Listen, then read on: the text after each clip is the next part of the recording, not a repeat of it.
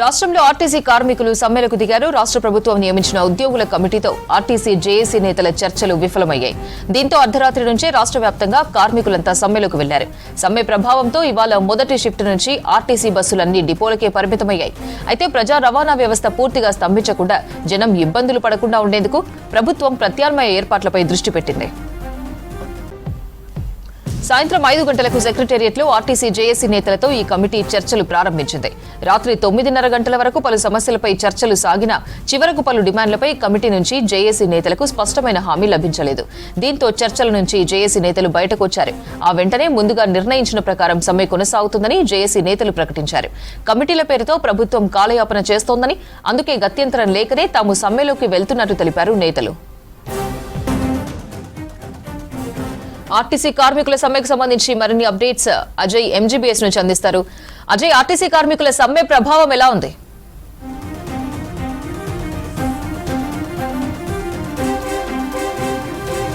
RTC కార్మికులు మళ్ళొకసారి సమ్మెకు పిలుపునివ్వడంతో అర్ధరాత్రి నుండి డిపోలకే బస్సులన్నీ కూడా పరిమితమైన సిచ్యువేషన్. ప్రస్తుతం మనం ఎంజీబీఎస్ బస్ స్టాండ్ వద్ద ఉన్నాం. ఎంజీబీఎస్ బస్ స్టాండ్లో కూడా బస్సులు అంటే ఇప్పటి వరకు యథావిధిగా అద్దె బస్సులు నడుస్తున్నాయి. అది కూడా 2700 వరకు అద్దె బస్సులు ఉన్నాయి. అద్దె బస్సులకు సంబంధించిన రాకపోకలు సాగుతున్నాయి, కానీ మిగతా బస్సులన్నీ కూడా డిపోలకే పరిమితమైన సిచ్యువేషన్. సో అర్ధరాత్రి నుండి సమ్మెకు దిగారు. సో సమ్మె విషయము తెలియక చాలామంది ప్రజలు బస్ స్టాండ్లు బస్ స్టాప్ల వద్దకు వచ్చి బస్సులు లేవు అనే విషయం తెలుసుకొని తీవ్రమైన ఇబ్బందులు పడుతున్న సిచ్యువేషన్. సో నిన్న దాదాపు ఆర్టీసీ జేఏసీ అధికారులు ఇటు ప్రభుత్వం ఏర్పాటు చేసిన కమిటీ మధ్య 4 గంటలుగా చర్చలు జరిగాయి. సో ఈ చర్చల్లో దాదాపు 32 డిమాండ్లని ఆర్టీసీకి సంబంధించిన జేఏసీ నాయకులు 32 ప్రతిపాదనలు ప్రభుత్వం దృష్టికి తీసుకొచ్చే ప్రయత్నం చేశారు. సో అందులో అన్నిటికి కూడా సానుకూలంగానే ప్రభుత్వం స్పందించినప్పటికి కూడా ఇప్పటికే మొత్తము ఏదైతే డిమాండ్లు ఆర్టీసీ జేఏసీకి సంబంధించిన వారు తెరపైకి తీసుకొస్తున్నారో అందులో కొంత ఆర్థిక పరమైన అంశాలు ముడిపడి ఉన్నాయి, కొన్ని సెన్సిటివ్ ఇష్యూస్ కూడా ఉన్నాయి. కాబట్టి వాటన్నిటిని కూడా సార్ట్ అవుట్ చేసేందుకు ఒక 4 వారాల గడువు కావాలి అంటూ కూడా ఇప్పటికే అధికారులు ఏదైతే ఐఏఎస్ సంబంధించిన కమిటీ ఉందో వాళ్ళు కోరారు. కానీ ఆ 4 వారాల గడువు కూడా లేకుండా ఆన్ ది స్పాట్ సమ్మెకు దిగిన సిచ్యువేషన్. సో ఇప్పటికే దీనిపైన ఆర్టీసీ ఎండీ నాగిరెడ్డి కూడా ఒక ప్రకటన విడుదల చేశారు. అయితే ప్రభుత్వం సానుకూలంగానే ఉంది. ప్రభుత్వము చర్చలు జరపడానికి ముందుకొచ్చింది, ఒక కమిటీని ఏర్పాటు చేసింది. ఆ కమిటీలో చర్చలు జరిపారు. చర్చలు జరిపిన తర్వాత కొన్ని యూనియన్లకు సంబంధించిన నాయకులు ఉద్దేశపూర్వకంగానే ఈ సమ్మెకి పిలుపునిచ్చారు అనేది చెప్పడంతో పాటు ఎవరైతే ఆర్టీసీకి సంబంధించిన కార్మికులు ఉన్నారో అందరూ కూడా ఖచ్చితంగా యథావిధిగా విధులకు హాజరు కావాలి అంటూ కూడా అటు ఆర్టీసీ ఎండీ నాగిరెడ్డి చెప్పిన సిచ్యువేషన్. అయితే డిమాండ్స్ సంబంధించి కొంతవరకు ఆర్థిక పరమైన అంశాలు వాటిలో ముడిపడి ఉన్నాయి కాబట్టి వాటిని లోతుగా పరిశీలించాల్సిన అవసరం ఉంటుంది.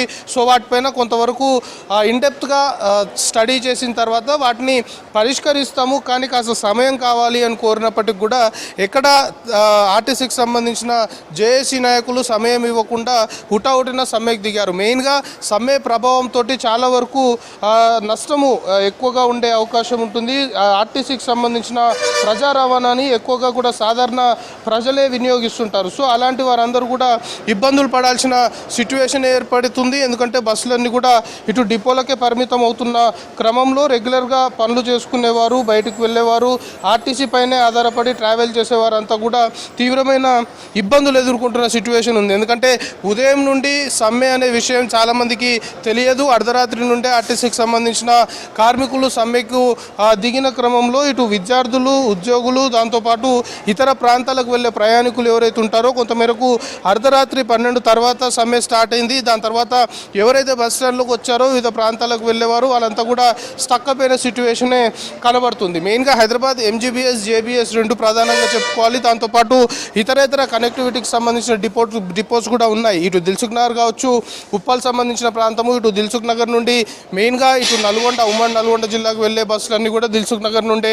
ప్రయాణం చేస్తుంటాయి. దాంతోపాటు ఇటు ఉప్పల్ సంబంధించి ఉమ్మడి వరంగల్ జిల్లా వెళ్ళే బస్సులంతా కూడా ఉప్పల్ జేబీఎస్ నుండి ఇటు కరీంనగర్ కావచ్చు, మెదక్ సంబంధించిన ప్రాంతాలు అదంతా కూడా జేబీఎస్ నుండి బస్సులన్నీ కూడా ప్రయాణాలు చేస్తుంటాయి. సో ప్రస్తుతం డిపోలకే బస్సులన్నీ కూడా పరిమితం అయిపోయాయి. మనం చెప్పుకుంటున్నట్లు అద్దె బస్సులకు మినహాయించి ఏ బస్సులు కూడా రోడ్డు ఎక్కిన పరిస్థితి అయితే లేదు. సో దీని కారణంగా అంటే ఒక విధంగా ప్రభుత్వ ఆదాయానికి కూడా గండిపడుతుందని చెప్పాలి. ఆర్టీసీ బస్కి రోజువారీ ఆదాయం దాదాపు 13 కోట్ల నుండి 16 కోట్ల వరకు ఉంటుంది. సుమారు 9,375 బస్సుల్లో ఒక్కొక్క బస్కి సగటున రోజుకి 18,000 వరకు కూడా రాబడి వస్తుంది. అంటే ఇంత భారీ మొత్తంలో కూడా ఒక విధంగా ప్రభుత్వ ఆదాయానికి గండిపడ్డమే కాకుండా సమ్మె కారణంగా సామాన్య ప్రజలు తీవ్రమైన ఇబ్బందులు ఎదుర్కొంటున్నారు అనేది చాలా క్లియర్గా చాలా స్పష్టంగా అర్థమవుతుంది. ఇప్పటికే ఆర్టీసీ ఎండి నాగిరెడ్డి కూడా విడుదల చేసిన ప్రకటనలో సామాన్య ప్రజలు ఎవరైతే ఉంటారో రెగ్యులర్గా ప్రజా రవాణాని ఉపయోగిస్తూ వాళ్ళ పనులు చేసుకోవడం కావచ్చు, ఉద్యోగాలకు వెళ్ళేవారు కావచ్చు, దినసరి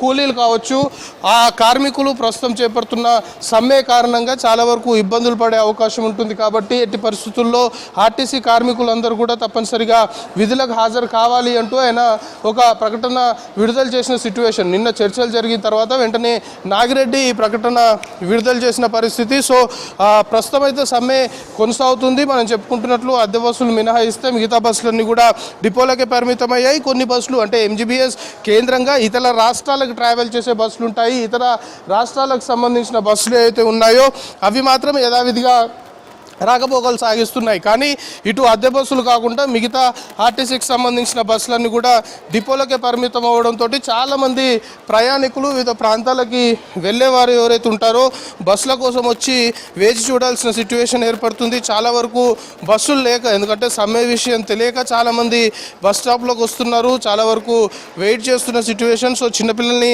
పెట్టుకొని కూడా బస్సుల కోసము వేచి చూడాల్సిన పరిస్థితి. అమ్మ ఎటు వెళ్ళాలి మీరు? బస్సులు ఉన్నాయా? నిజం దీనికి పోవాలంటున్నాము.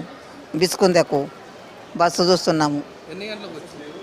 మేము 4:30కి వచ్చినాము. లేదంటున్నారు, బస్సు బంద్ అంటున్నారు. ఎట్లా చేయాలి, ఏం చేయాలా, ఎక్కడ పోవాలని అంటున్నాం.